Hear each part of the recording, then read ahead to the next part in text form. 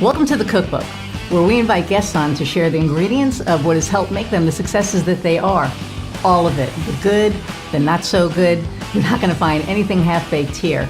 And our kitchen gets messy sometimes. That's when the fun starts.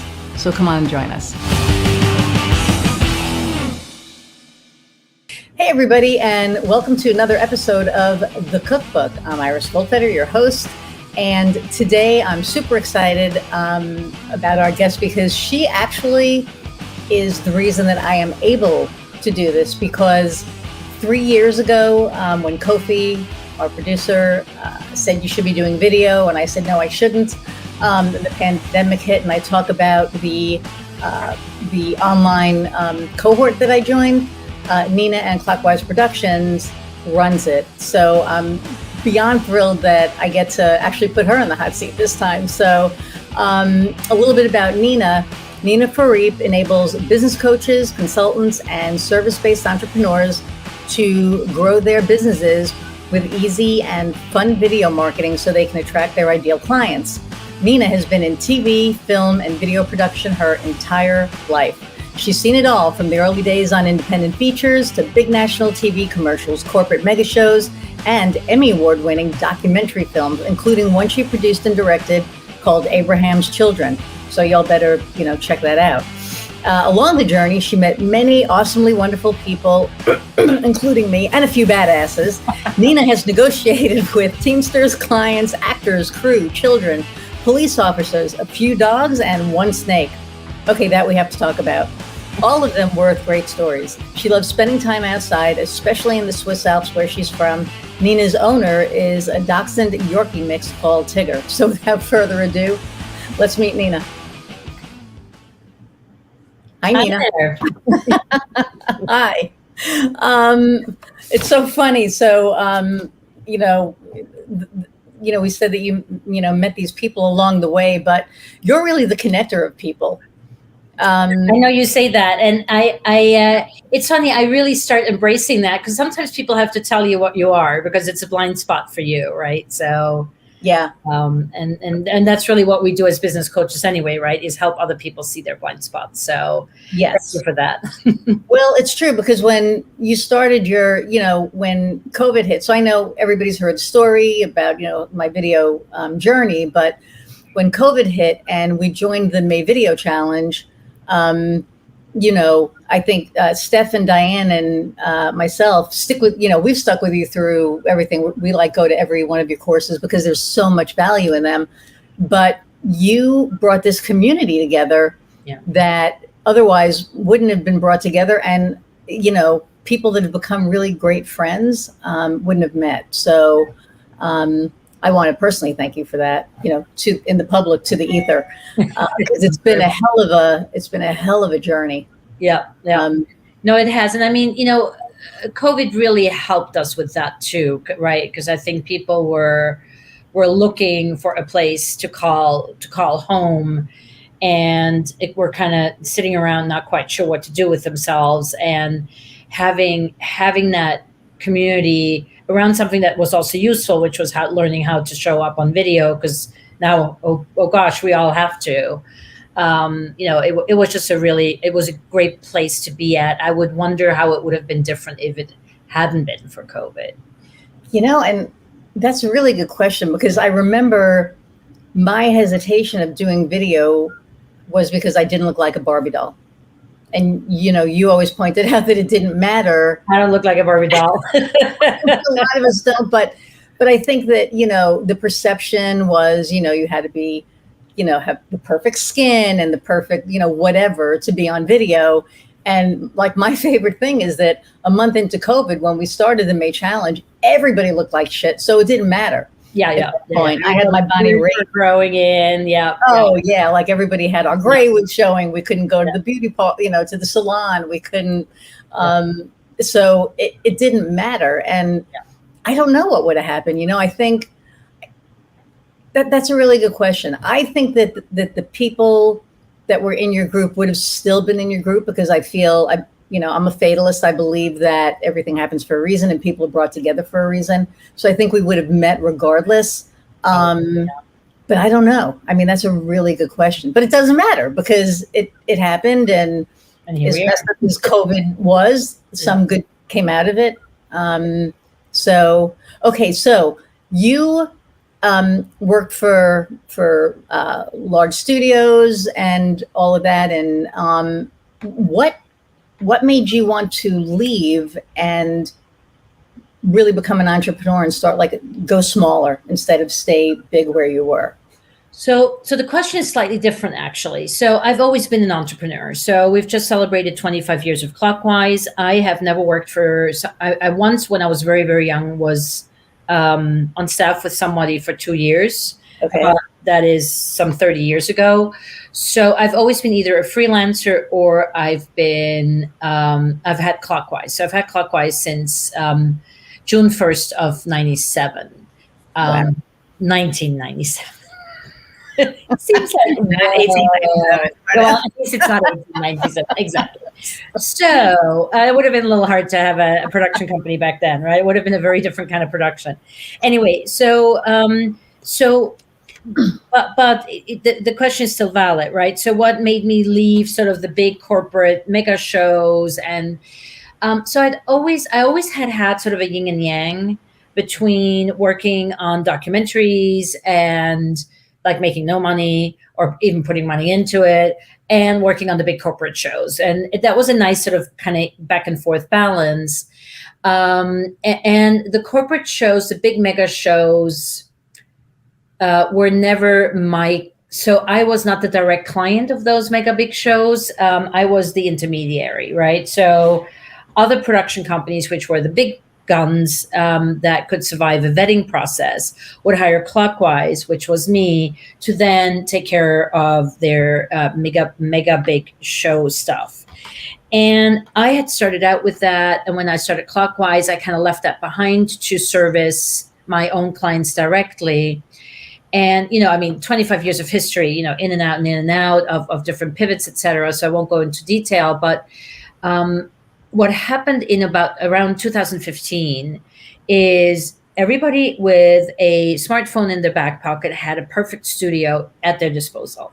So all of a sudden videos were exploding all over the place. But that didn't mean that they were any good at all, or that they served the purpose that they needed to serve. In other words, people didn't have a strategy, didn't have they didn't know what really, it was all over the effing place, right? Right. So, and at the same time, because of that, and I'm not exaggerating, I had clients call me and want the exact same thing they had paid $50,000 previous for $5,000. And I was like, F that, I'm not doing that, right? That's just not, and I'm not a shooter, I'm not an editor, I'm not any hands-on. I was a producer director, right? So I was all about the non-tangible parts, right? Or putting all the tangible parts together, but not actually executing on them.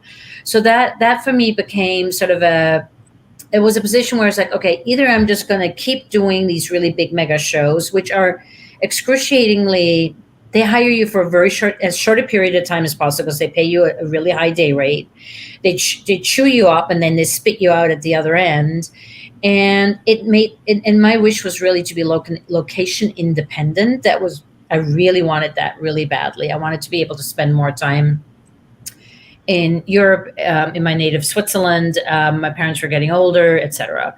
So I was like, okay, I was just around 50 at that point. I'm like, okay, roll up my sleeves. And there was two ways: either go and stay in the freelance world, sort of kind of freelance permalance world, or leave that behind and make a leap and reinvent myself. And I went for reinventing myself. So that's where I was like, okay, I'm going to embrace anything digital, online, media, and took some courses. Was blogging like a crazy person, but I didn't know how to shoot video. I had no clue, right? I had no clue. And that's ironic, right? Because you've been working with it for so long, and everybody else was doing it. Wow. Okay. Yeah. So that is the short version of the question. It was a do or die. It really, the question for me was, what do I want to do until I retire? Yeah. And I can't see myself at 60 still running around, or 65 still running around, sleeping only a third of the life in my own bed, and being on these shows that are just like, super intense, and then they spit you out at the other end, and then you have a couple of weeks to recover, or a couple of days to recover, and then you worry about the next one. Is the next one actually going to happen? Are they going to like call you at the last minute? And even in that world, it was like, it started being like, oh, your day rate is X. Would you do it for like $200 a day less? I'm like, take a 30% pay cut? No, I don't think so, Right. And I was really non-negotiable with my day rate. And that was a little hard too, because people were pushing me to go cheaper. And I'm like, I'm not going cheaper. If anything, I'm getting more expensive.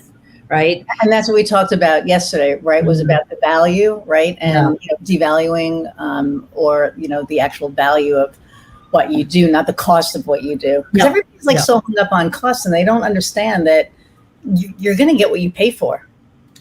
I always have said that, and there's people who get really angry when I say that, and I'm like, but it's true, right? I mean, if you pay for a shit editor, you're going to get a shit edit, period, full stop.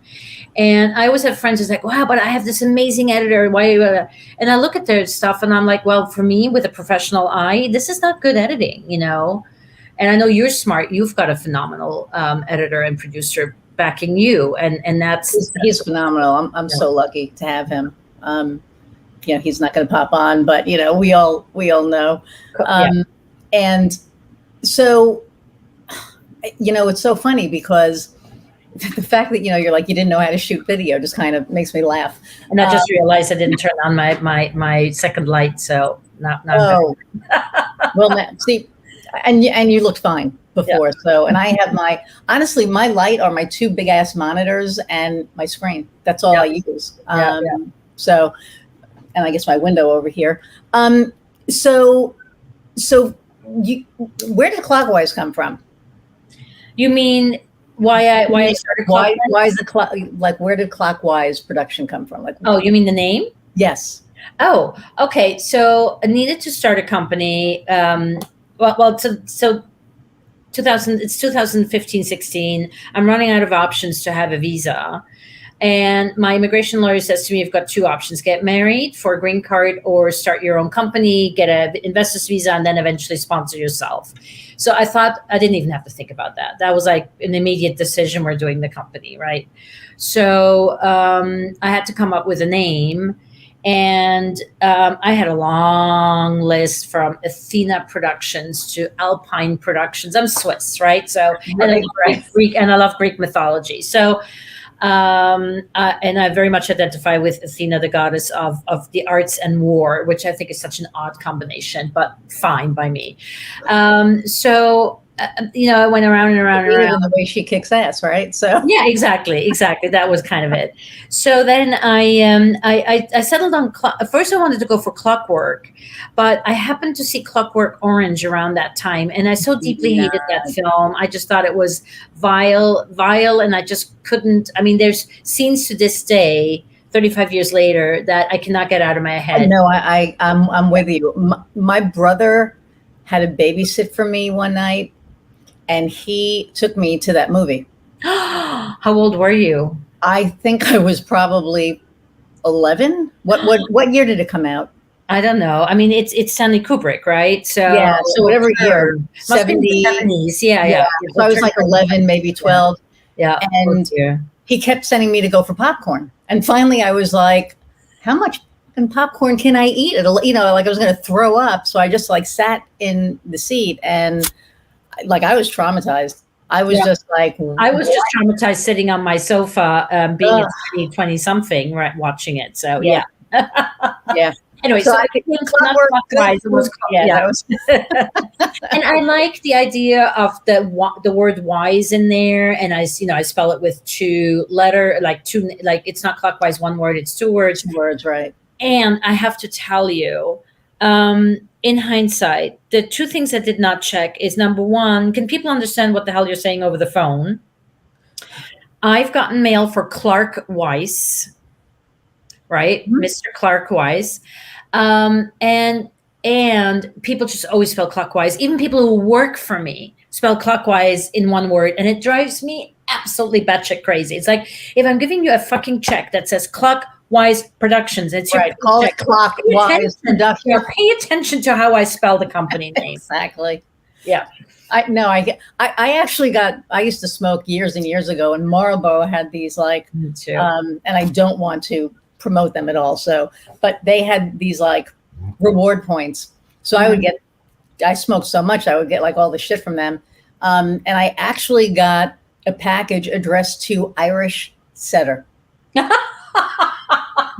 the fuck do you get Irish Setter from Irish Goldfish? I mean, come on, like how? Yeah, that's very funny. So I get had the Clark Weiss envelope for quite a while, and back then you had to keep things physically. Today I take a picture of it, right? Yeah, but with my smartphone. Right. But yeah, it's so I've gotten into the habit of saying clockwise like counterclockwise, and then people kind of get it.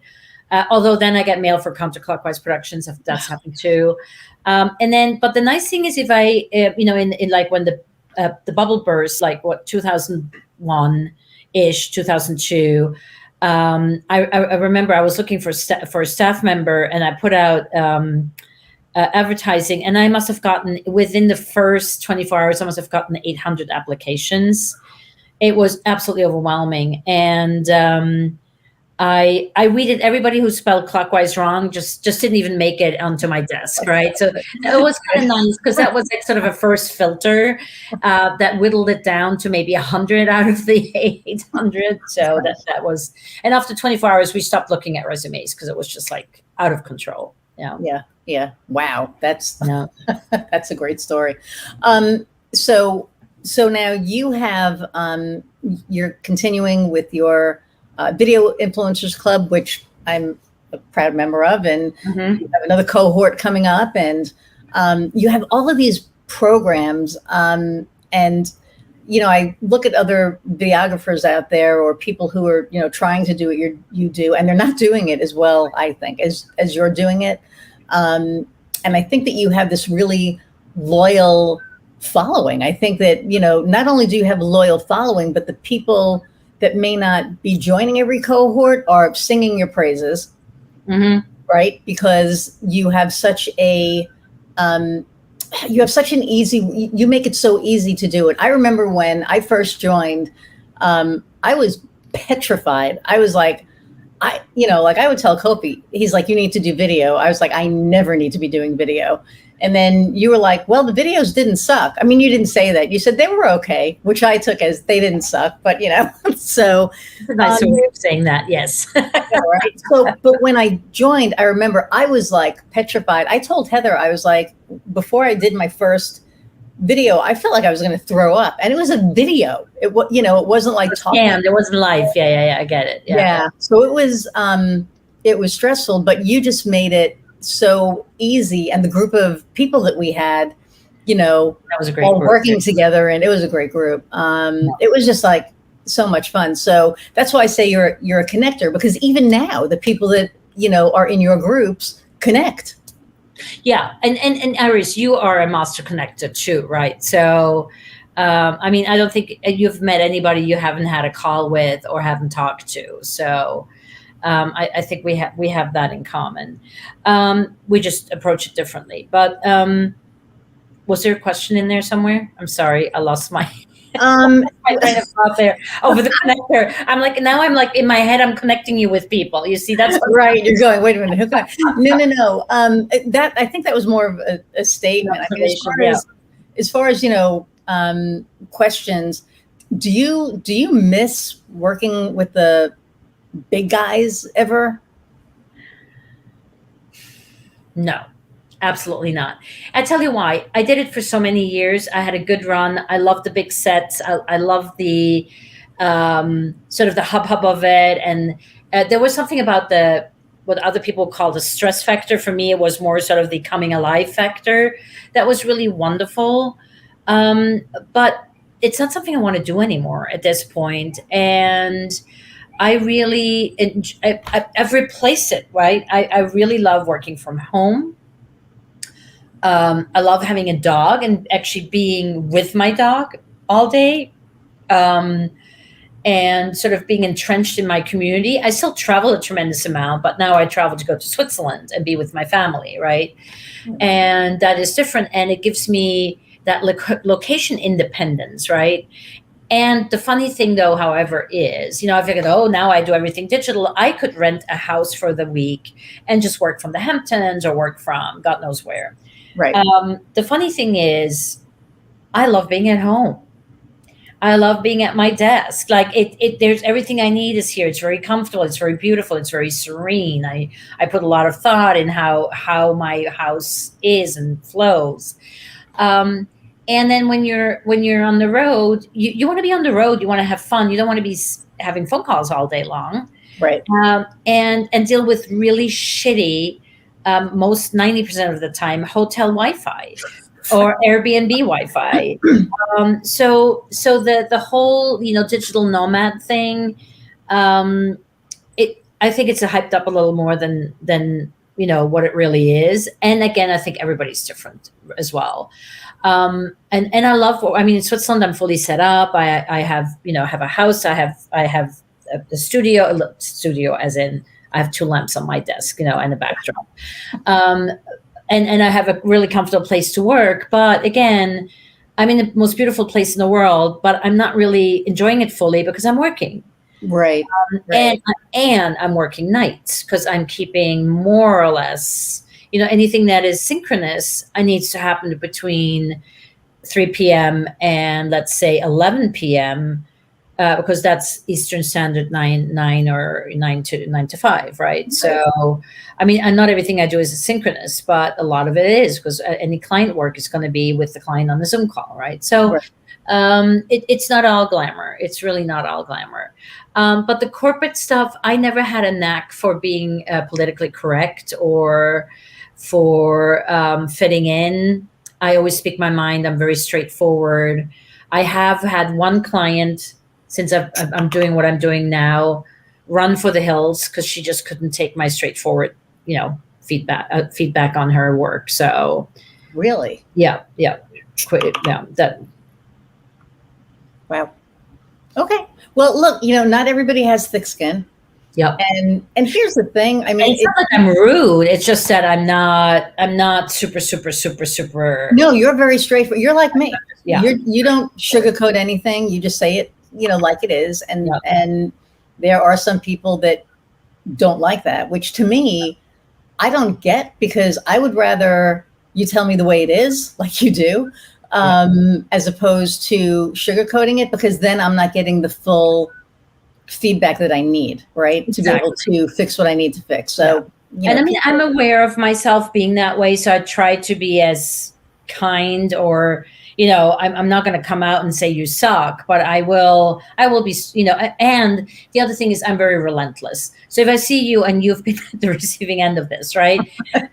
So it's like, your framing is not what it should be. Hey, Iris, your framing is not what it should be. Right. Hey, I see your nostrils. I can see your nostrils. I don't want to see your nostrils. It's like, but I talk with my head up. No, put your fucking head down, because nobody wants to see your nostrils. So. Right. Exactly. And so now I'm really cognizant of that. I try to put everything, where like my nose doesn't. But I was blessed with the Ashkenazi, Jewish nose. It is what it is. And it, whatever. But like what you said about my framing with my video yesterday, I was kind of like, I'm not doing the closed captioning on the side. So why am I doing it on the side? Why am I putting myself on the side? So when I moved myself, and then I saw it, I was like, ooh. And then you said, good framing. And I went, yeah, I finally, after 2 years, nailed it. So some students take a little longer than others. Yeah. And look, if it's just your framing vis-a-vis your closed captioning, then, that's not bad. Right. Because your content, the important thing is, in the end, Iris, is that your content rocks, and that's really where, you and if that rocks, then who cares if your closed captioning is a little too close to your face or whatever, Right. And I think that that's the thing that people need to understand, and that's what you teach so well, is it's not the way you look, it's not necessarily the framing, it's are you putting out good content? Are people finding value in what you put out? And I think that's the most important thing, right? And Well, it's really having it, I mean, several things, right? It's having a strategy. So you actually know why you're doing what you're doing and how you are going to do it. And most importantly, what is the outcome? I think sometimes people just do video for the sake of video because they've been told they should be doing video. And that just drives me absolutely batshit crazy, right? And then secondly, and you know this, is if you don't have a call to action, you might as well just not create videos. Because if you're not telling people what to do after watching your video, and it doesn't have to be salesy at all, right? It can be engaging people in conversation in the comments, which is my favorite way of doing it, and or reply to the email or whatever it is. So if you don't have a strategy, then you don't know really, you don't have no clarity of what your call to action is going to be. And if you don't have a content calendar, which is part of your strategy, then you don't really know what you're selling or what you're promoting at that time. Like I have a calendar that tells me these next 2 weeks, I am promoting my boot camp that is next week. And then right the moment the boot camp starts, I know I'm now promoting the masterclass, which is going to be next month. So I'm always acutely aware of where I am in my sales cycle and what I am talking about, right? So that is really important. And the call to actions are just like the absolute key. It's like people who post without asking a question at the end of their post on like LinkedIn. No, yeah, I know. Too. Yeah, because especially you're like, well, what am I supposed to do? Okay, nice post. Thank you for posting. Because there's nothing to respond to, right? Yeah. So I remember I used to do my posts, and you were like, you're not asking a question. I'd be like, yeah. Well, the whole reason you're doing it is I mean, some people do it to be an authority in their field, etc. But even if you're doing that, you still want to give people the opportunity to engage with you and to keep following you, or to do your quiz, or to do whatever lead magnet you have, whatever thing that you have that gets people to give you their email, so you can then put them into your email funnel. So it's just really important to be cognizant of that. And I mean, and that as former CEO of strategy, right? I mean, that was the A&O for you guys as well, right? Right. Yeah, I was a managing director, but so whatever. But to your point, and we can explain, like, a call to action is something that makes somebody take an action. Yeah. Go to the website, read something. And a lead magnet is something that you use to get somebody's information because you want to build your email list. It's like a freebie service or a freebie something. A white paper or something on your website, right? Or a free 15-minute. Or a free call or a quiz. Which your quiz is awesome. And so Nina has this quiz out that kind of, gives you an idea on what kind of a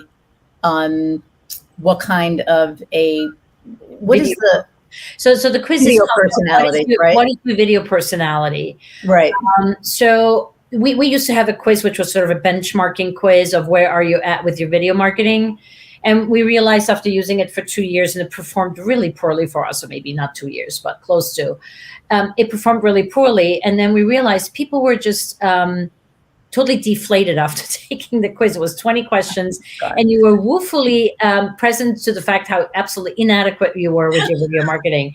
And what happened is that people didn't go, oh my God, I need to sign up with Nina. They went like, oh shit, I'll never. She's going to rip my shit apart. Yeah. Yeah. So that didn't work at all. So I said to my partner, Robin, I said, there's never been a personality quiz that I've been able to pass up. They're all awesome. And a friend of mine actually has a quiz that is called, What is Your Marketing Personality? And that's really cool. So based on that, I was like, why don't we do a video personality quiz? And the funny thing is, once we did that, how we talk about our services and what we do just fell into place. It was really kind of quite magic. So once we determined what the 4 personalities are, then we were like, oh yeah, right. So if somebody is an educator, then this is, and then we went through our client list. We're like, oh, so and so is an educator, so and so is a storyteller, so and so is like a motivator, whatever. And then it kind of fell into place like, oh shit, we should not have this person do that. That person should be doing this because that would fit their personality much better. And then it now added a whole new layer of conversation within our ecosystem of not only this is how you create video, this is how you create video quickly and easily and with fun, but now it's also, hey, speak to your personality and to your strengths. And when you do that, then you're going to show up on video completely different. So now it sort of embraces the whole, I don't want to say authenticity because that's always sort of overrated, but, or overused word, I should say. But it really helps you own your voice and own your own persona on video. But it is, I know that authenticity seems to be overused, but, one of the things that I'm finding is that if you're not your authentic self, then you're going to bring the wrong people to you. Right. Yes, so yes. That's the whole reason why you want to be right. Yeah. So I know authentic is overused, but I think it's super important. And I remember, so I take this quiz when we're in our meeting. And I take this quiz and I'm all over the place. I'm like a storyteller, I'm an educator, I'm an entertainer. You're all for it. I'm all for. And then I take the quiz on my own and I'm a storyteller, which is like, just so funny. But the only reason you're a storyteller is, I tell you why. So what we did is we have 4 personalities. And originally we only had 7 questions.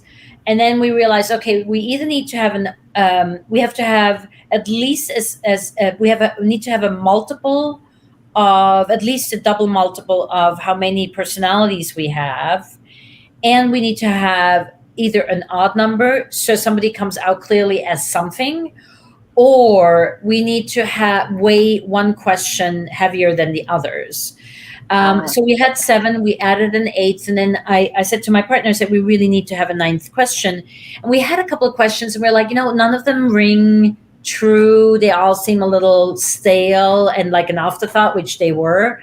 So we said, okay, to solve the problem, what we're going to do going forward is we're just going to weigh one of the questions heavier. So if you answered that one question, that will count as more than just 1 point. And that's how we now, because we didn't want to give people an option of being like, you're 70% this and you're 30% that. And, because confused people, then how do we even like a disc test, right? Like yeah. So we felt like we wanted to just give them a clear one answer, solution to the question of which video personality they were. And in your case, you're still very multi-talented. But the question that was double weighted, what was the story? Was the storytelling? Yeah, you answered as a storyteller, so that's why. Yes. And so people, so the link to the text has been. There we go. It's up now. Yeah, I love this. Okay, so I just have to tell you, this just cracks me up because, when I see all these things popping up and all these little pop-ups on the screen, and I'm like, look down here. It reminds me of when I was a kid and I was watching TV and they'd be like, call the number, 800. And now I'm sitting here doing this. So this gets like a little surreal for me sometimes because I never, if you would have told me, 2 years ago that I would be doing this, I would be like, there's no way in hell. But I love, like, this is my new passion project. I love this so much. The people that, are on the show, each person has these amazing talents. They have these amazing stories. Mm-hmm. And I feel so fortunate and grateful to be able to, to do this. Yeah. And I wouldn't have had the balls to do this if it wasn't for you. I mean, truth be told. So here we are, Steph telling me, people, she hasn't been on. Well, we interviewed her already, but her episode will air in a couple of weeks. But Stephanie Doherty, Green Sage Life, is a really good friend of mine through Nina, because we all met through, her May Video Challenge. But, last year she said, you should do a podcast. And I laughed. I was like, you're crazy. And here we are. So, but I absolutely love it. So, okay, so now Robin, your partner, is phenomenal. He's just this great guy who's so smart. So, what is his role with Clockwise, so that everybody kind of understands what? Yeah, so he really grew. He really grew into his role, right? I sort of picked him. He's an actor. He's a writer. Uh, he worked in the service industry. Thankfully, we got him out. I say we because I feel like he's part of my family. He left the service industry just before the pandemic, and so he works with me. Actually, not full time. He has other interests too, but which is wonderful. I like that because then he brings back fresh ideas, right? So what we really discovered is, because he has a film background from being in front of the camera but not behind the camera, and at first we thought, well, it's going to be like sort of, he would be talking to people more about performance and etc.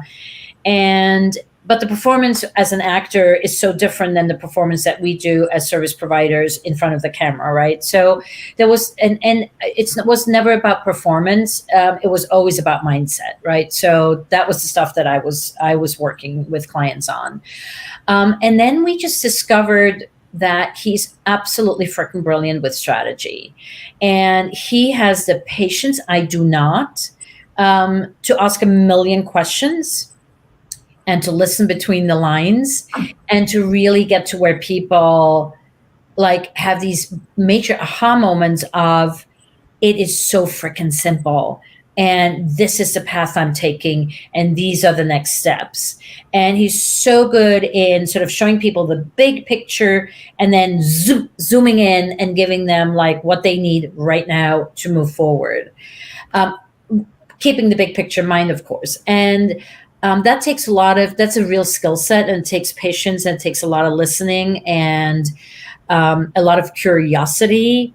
And that's just a skill sets that he just has that I don't have to that degree in any way, shape, or form. I don't have the patience. I'm more of a talker, less of a listener. So there's just there's stuff that I will always miss. And I always love to give people options. So more than not, when consulting happens with me, I then at the end give them too many things that they could be doing.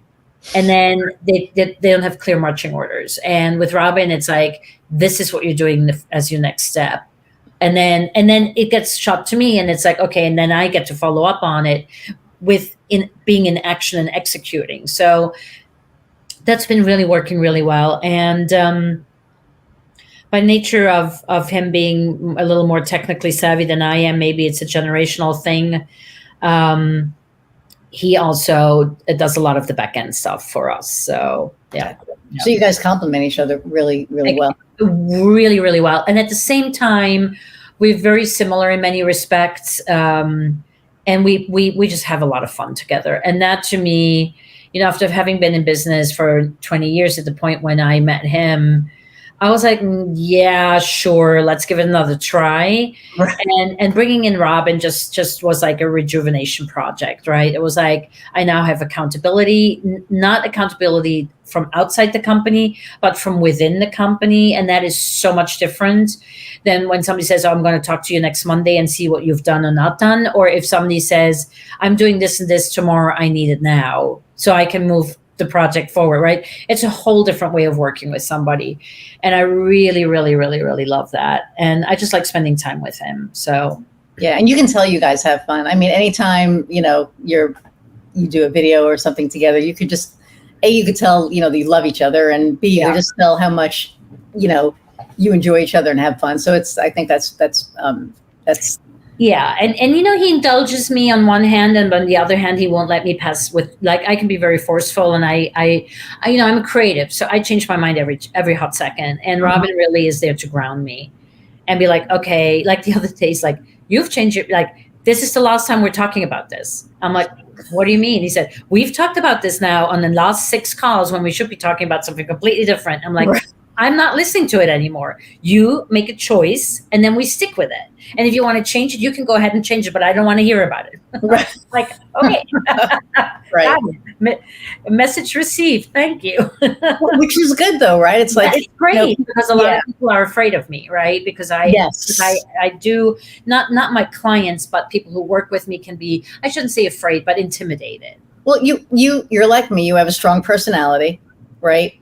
That's why my wife and I are celebrating 20 years together, because she doesn't let me get away with any shit, and there are just so many people that, feel the same way, that, you have a strong personality, and, but I feel that probably like you, if we're not strong, then we're not going to get the shit done that we want to get done. And if we're too passive, then it's really not going to get done. So where's that happy medium? Right? So, passive gets nothing done.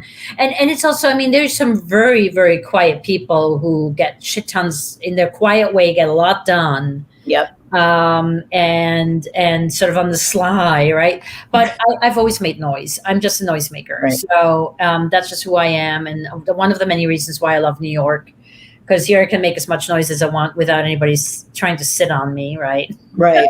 Right. Well, 100%. And that's why I miss New York, because, I mean, it's very different, I'm sure, where you are. Yeah. And it's funny because which you're going to be like, no way.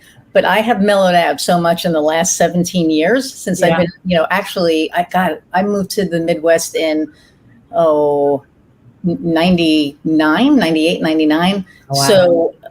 So it's taken that long for me to, mellow out. And, people are like, you're so high energy. And I'm like, God, if you would have seen me 20 something years ago, you would have been like, oh my God, what brand crack are you on? Because, you're just, but I go home now. People like, what coffee are you drinking? I want some too. Exactly, and I mean, in the old days, I also was still a really active athlete, right? So I was like hyper energized. So, and I've definitely mellowed out a lot myself. Yes, for sure. Yeah.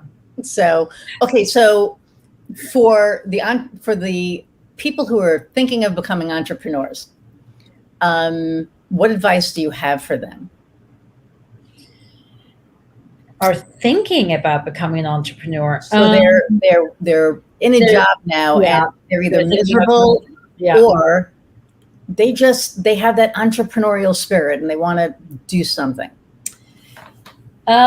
So I would say, number one, make sure you have a financial nest egg, or you have a spouse that, has that job security, health insurance, whatever. I think that's really, really helpful, because whatever you think is going to take 3 months, it's not. It's going to take a lot longer, and that's okay, right? You have to give yourself some grace and be kind to yourself, and not expect to, hit it out of the gate and make millions, right? So, and some people do. I'm not saying, but most don't. So people have come with a good dose of perseverance and patience. And don't buy into any shit you don't need. I think I just had this gentleman on the phone who I hope to work with this fall. And he was like, I really want to work with you, but last year I went out and I bought myself this really expensive platform. And now I have this like massive learning platform with all the bells and whistles, and I haven't even created my first course yet. I'm still thinking about my first course. And I did, Tony Robbins, and I did this, and this, and this. And right now I'm just tapped out on that kind of stuff. And I really felt for him, because I was there myself. The stupid stuff that I bought into, and I will not name any names, like Confusionsoft, for instance. I bought into platforms that I didn't need and I wasn't ready yet for. So beware of the bells and whistles of all that digital has to offer. And don't go crazy. Do the spreadsheet before you don't need a CRM right away. Do a spreadsheet. Yes, you need an email sort of distribution thingy system, but you can go for something simple and stay with the cheapest version for now. All that kind of stuff. Just keep it really simple and focus on getting clients, and focus on who you are and what you are disrupting in the world. What is that you are changing and doing different from others? And that is really, if you can focus on that, then I think you're going to do just fine. There you go. That's a great answer. And I love don't buy into all of the shit. I mean, everybody, needs coaches. I get that. Yeah. Um, Get a coach and do a shortcut. That's the other thing. And if you're going to invest in it and make sure you get the right coach. I mean, I who's had coaches for years, and I've had some phenomenal coach. 2 years ago, I signed up with this coach, and she promised me this one thing I thought I really desperately needed. And I should have been weary from the get-go because it was a one thing, but it was a 6-month program, right? And a really expensive one at that. And 1 month in, I knew I had signed a contract that I was going to hate. And I just wasted tens of thousands of dollars on a coach that did not deliver. And what are you going to do? Like, I tried to get some of my money back and I didn't, but it was a bad fit. And I didn't follow my gut, and I went for the shiny object. And that's exactly what I shouldn't have done. Right. And, and here's the thing I think I know the coach you're talking about, because somebody that we know mutually, I think, left as well. But I think the thing that for me has not been coaching, it's been experience. It's been a couple of failures. My first business was built on clients that were pissed off at a company that I used to work for. And that lasted for a little while.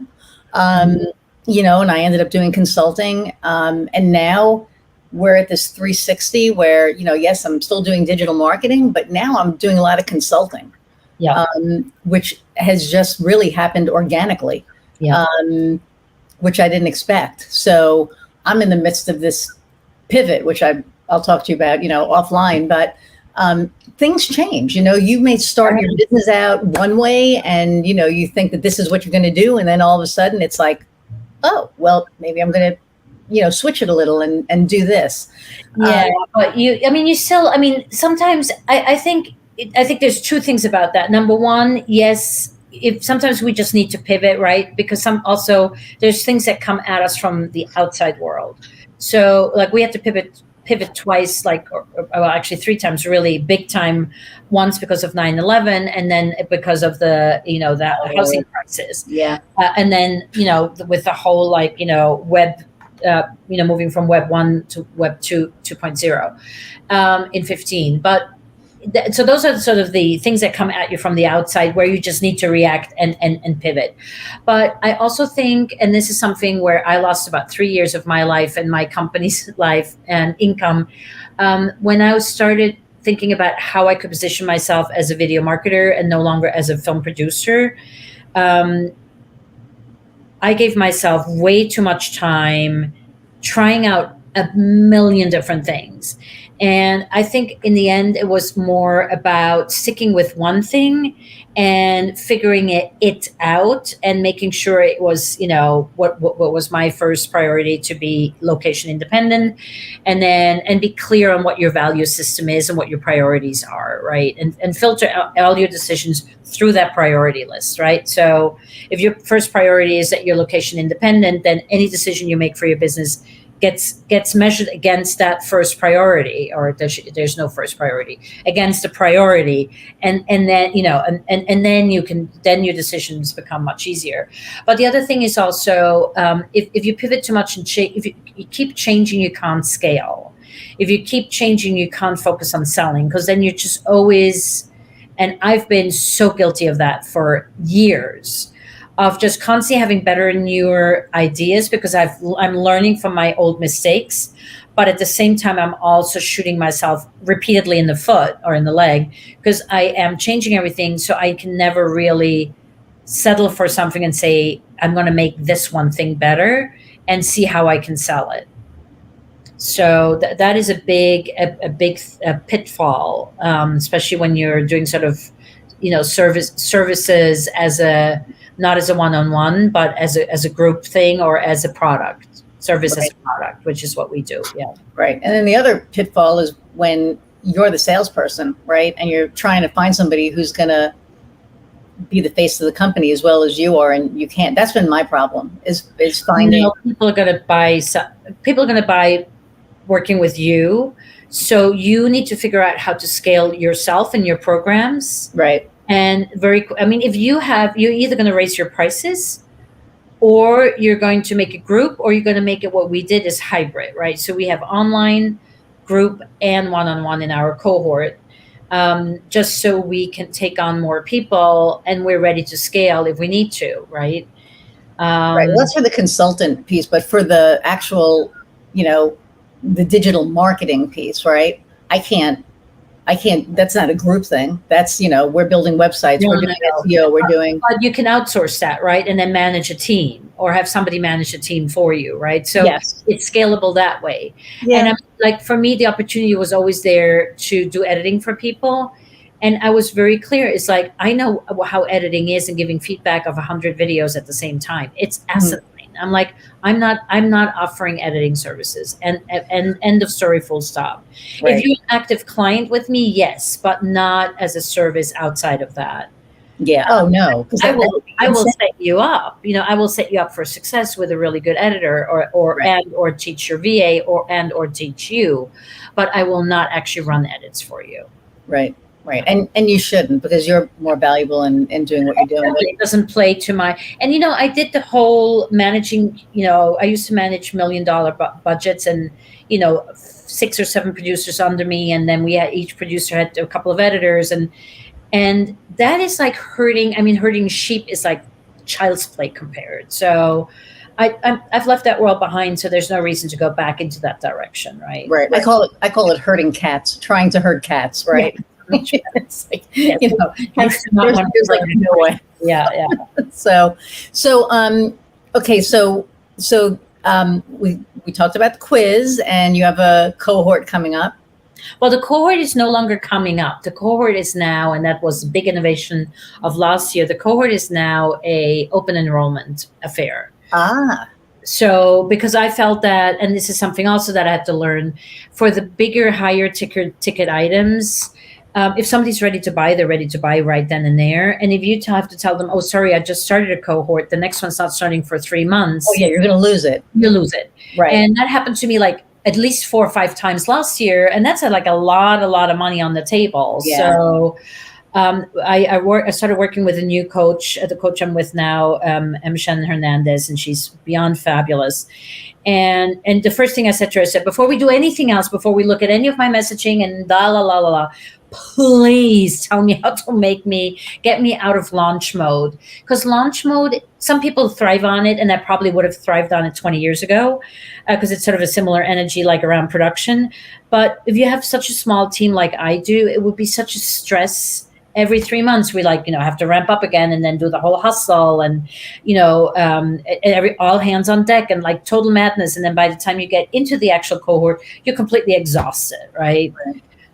So having found a way to do it such that it is open enrollment has been so brilliant, and it has made the course that much better too. Nice. And I know Shannon, we're in a group called the Dames together, and she's lovely. She's really lovely, and I'm trying to get her on. We'll see what happens with that. Shannon, I'm calling you out. She knows. So what, Shannon? So this is interesting. She knows where she shines, and she does not shine on podcasts. She's a teacher. She's 100% a teacher. So what she does really well is she comes into other people's communities, and she does a teaching class. Gotcha. So you can give her a framework within this where she can teach something, and you're the guinea pig, let's say, then she'd be absolutely brilliant. Maybe, because this has kind of evolved. I mean, I've done, I think, like 9 or 10 episodes of this, right? And it has evolved because it's for entrepreneurs, C-suite, for whoever can get value out of it. But it's so diverse that it's really for anybody.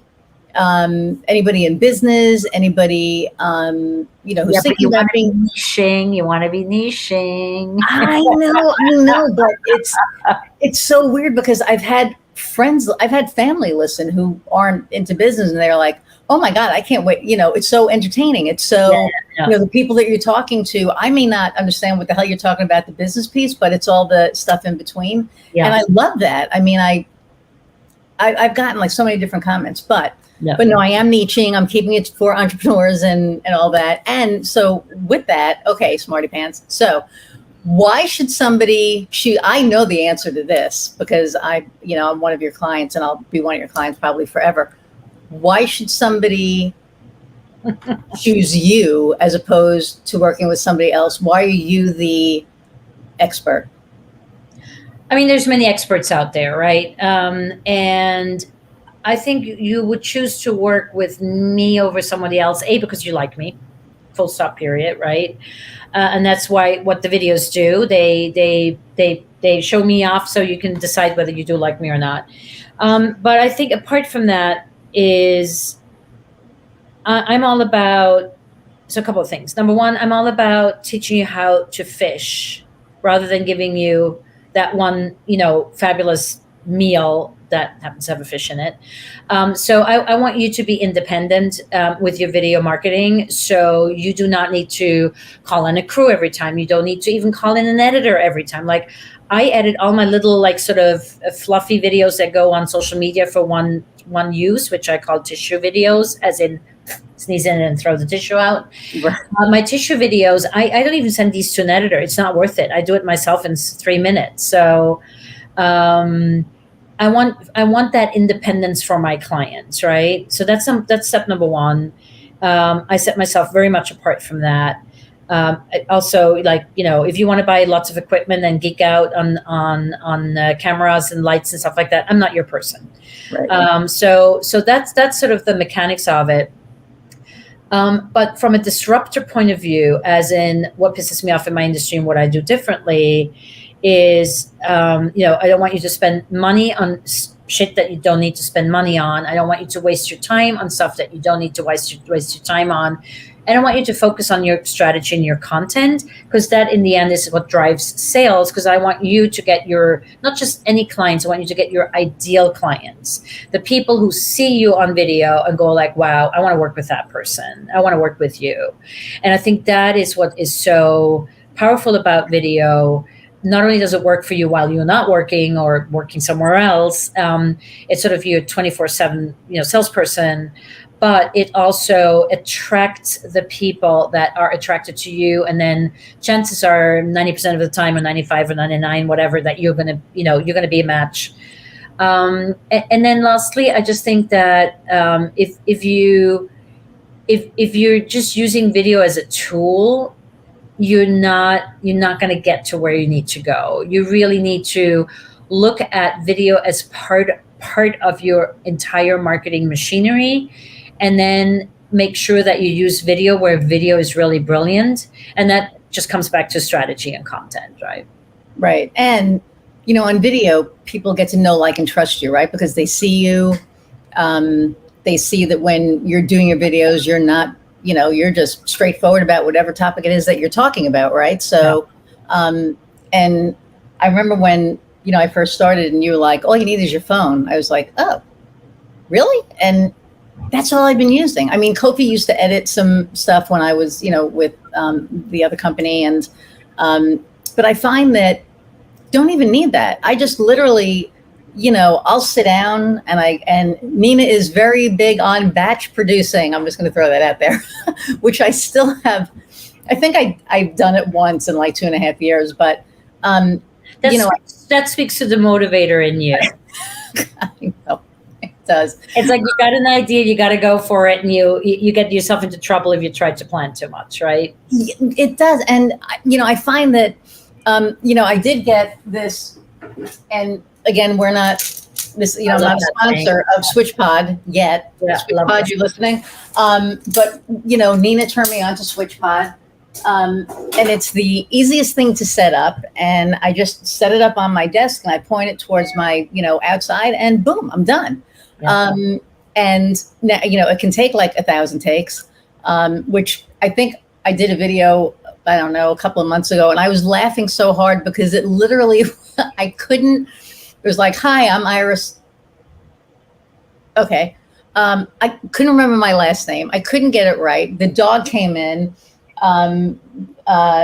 We all have those all these different distractions, right? And so it's like 20 takes later, and I literally was laughing because I was like, hi, I'm Iris Goldfeder, Gasstovecreative. And this was only like the 30th take of this video, but I finally got it right. And, But, and again, and this is, since we're talking about batch producing, why I always say batch produce, because it takes you a hot second to get into the frame of mind of shooting.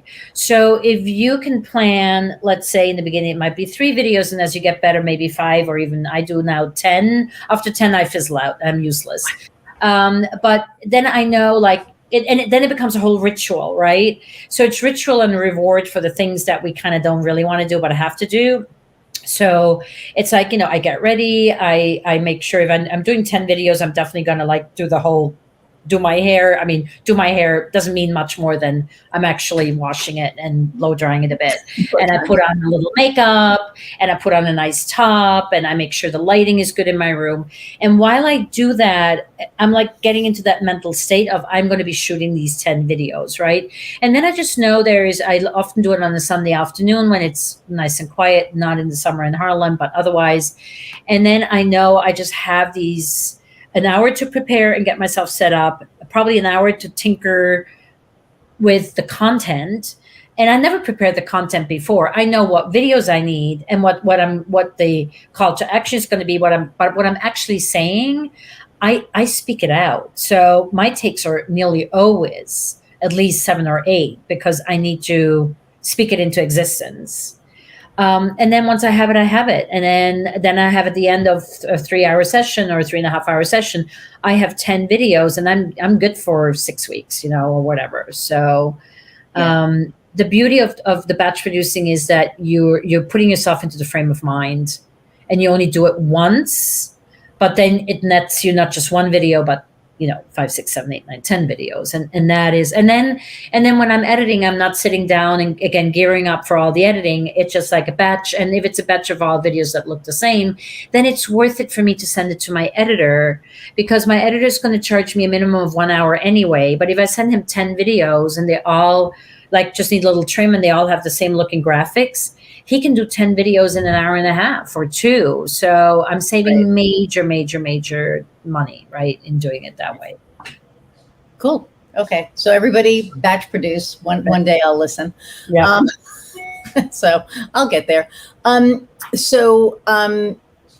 guess I know what the last question is that I always ask, but do you have any parting words for anybody listening? Just do it. Seriously, I mean, if you want to do video, it's just pull out your phone and get started with it. I mean, there's and see what works, what doesn't, and make sure that your face is seen, that you have a nice background, and then go for it. And that you're dark. The other day I had a client and she did a video. Her dog was barking not once, but over the entire video. I'm like, a dog barking once is fine. This was Charmaine. I said, but your dog barking over the entire video, that's just not cool. It's so mine is. Yeah. Yours are never barking. Do you have to go out? Hang on 1 second. Could we pause this? I actually have to help him go to the bathroom. Yeah. So I have to hold him. Kofi, I'm sorry. Give me a minute. Do you have to go out here? Thank you for telling her to batch videos again. I've been telling her that forever.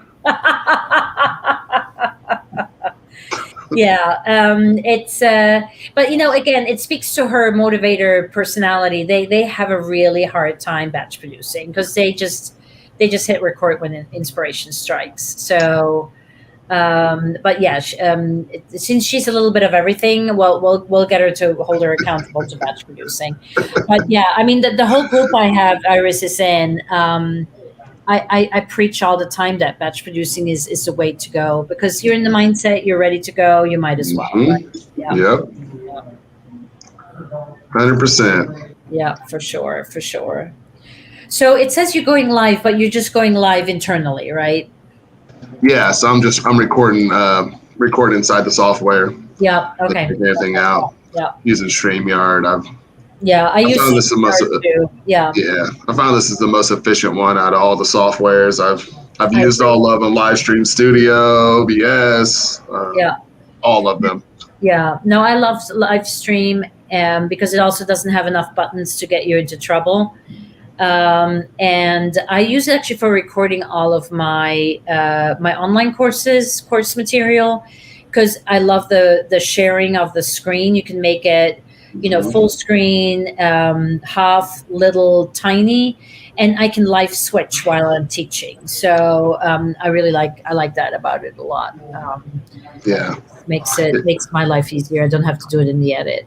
Yeah, because post edit. Yeah, I've done a lot of courses, and the post edit part, I think people don't realize how much more time that takes, other than just No, I mean, freestyle doing it like this. And I've tried to explain that, but I'm like, hey, if you want to pay me to do it, exactly, then I'm not going to argue. No, people don't understand what they're asking for very often. So yeah. No, it's live switching. I mean, my training videos, the longest time takes figuring out how I want to say it and how to say it as quickly as possible without boring people. But the editing part is easy. I'm sorry about that. He can't. We were done anyway, Iris. You just could have said thank you and goodbye. No, because I have to ask you the last question. So I thought that was the last question. No. Not the last question. We got one more last question. All right, I'm out of here. All right, let's go for it. Hold on a second. I have a okay, now it's gone. I had a fire truck in front of my house, but it's gone. Oh, couldn't hear it. Okay, well, you can hear certain sirens, but not in New York. It's also that my AC is cranking so loud because I just turned it on. That probably trapped the fire alarm. Okay, we had to pause this for a second, but now we're back. So the last question that I always ask is, what lights your fire? What is the one thing that just lights you up that you're so passionate about? And it could be anything, personal, business, whatever. Like what lights Nina up? How much time do we have? Well, I mean, first of all, the word passion is sort of not in my vocabulary, but yes, there's a lot of things that really get me going. And, on one hand, it's sort of the disruptive part of what pisses me off in my industry that I really, really feel like I need to fix. And I feel like I need to rescue everybody from overspending on production and shit that they don't need. So that's sort of the professional side of what lights me up. I mean, anything that is nature and mountain and lakes related will definitely get me super excited. And I think there's very few doggies. It's gotten a lot better since I have my own dog. But before I had my own dog, as filthy or scrawny as they might have been, I think there was not a dog that hasn't crossed my path within, 3 feet of vicinity that I didn't pet. Or tried to pet, I should say, because in New York, sometimes, but dogs know when you mean well. And oh yeah. And then, there's certain topics that I might get a little heated on about, but we're not talking about sex, religion, and money here. So, right. No, what were the three? That'll be another one. We'll do another and show. Politics was the other one. Yeah. So we're not doing that. So yeah, I would say literally rescuing my clients from the death trap of doing things wrong. And the mountains, lakes, and dogs. I think that's a nice selection I can live with. Well, there you go. I think those are awesome things. I mean, mountains, lakes, and dogs. There you go. And helping clients. That's just, I think we're all passionate about that, or we wouldn't be in business. So, so thank you for taking the time out of your day to do this. This has been just so awesome. I really appreciate it. And I appreciate you and all that you've done to really helped me get here, to be able to do this. And since it's my passion, it's like me getting paid to do what I love doing. Right. So there you go. You're welcome. So thank you. This paid off. This definitely paid off. So, okay, great. All right. So, everybody watching, listening, again, thank you so much. I appreciate all of you for taking the time out of your day to listen to this, whether you're jogging, whether you're sitting down, watching this while you're cooking something, whatever you're doing. I appreciate you taking the time out. And so I'm going to sign off, Iris Goldfeder, and you go out and you find out what lights your fire. Bye, everyone.